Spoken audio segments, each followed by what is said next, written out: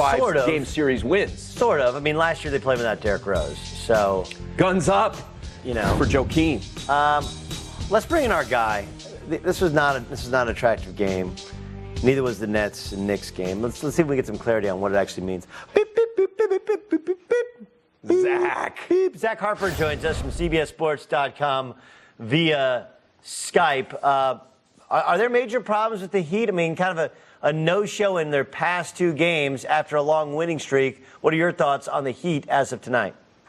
They seem to have this game against Chicago every year. Chicago really gets up for the Heat. They very much dislike them, and they just like to grind out these victories and get that one blowout. And then if they do happen to be in the playoffs, let's say even Derrick Rose finds a way to magically come back, it's going to be another 5-game series. I mean, the Heat are just too good for them. I don't know how much the Heat actually care about this matchup in the regular season. Zach, you touched on a potential return of Derrick Rose. That creates shockwaves because there's so much interest in Derrick Rose potentially coming back if the Bulls make the playoffs. What's your take on that situation and how realistic it is to believe that he could return?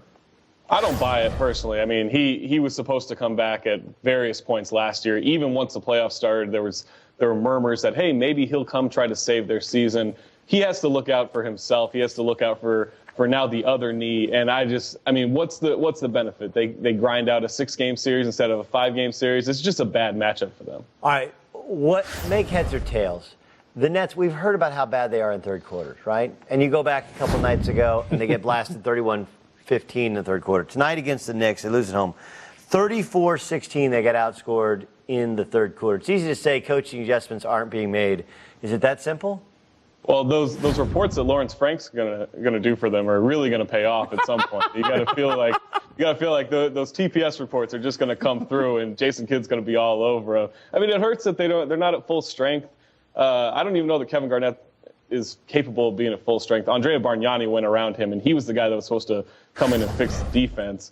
You can say it's coaching. It's definitely coaching. It's definitely health. It's definitely just players playing poorly. I mean, people keep describing this situation as a dumpster fire. It's an actual dumpster fire. I mean, there's no better way to describe the horror that is going on at the Barclays Center. Quickly, Zach, these are 2 teams that are reeling now, but the Eastern Conference is so bad that they're not out of it at this point in the season, despite their poor start. Which of these 2 teams has a better season when we're talking at the end of the year?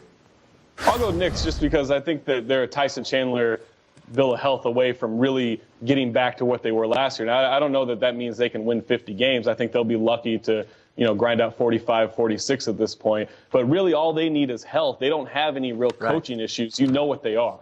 Hey, real quick, Zach, best guess. Kobe playing, yes or no? Does Kobe play Sunday against the Raptors? Yeah, let's get him back on the court. I say he's in. All right, Zach Harper, read his work at CBSSports.com or follow him on Twitter at TalkHoops. Great work, Zach. Thank you. Goodbye on Skype. Just ahead, Jets tight end Kellen Winslow has predicted the AFC Championship game. Only problem is the team he plays, he didn't put in it. Look out! Stupid move, smart move, honest move, dumbest move of all time. We'll have fun with it next.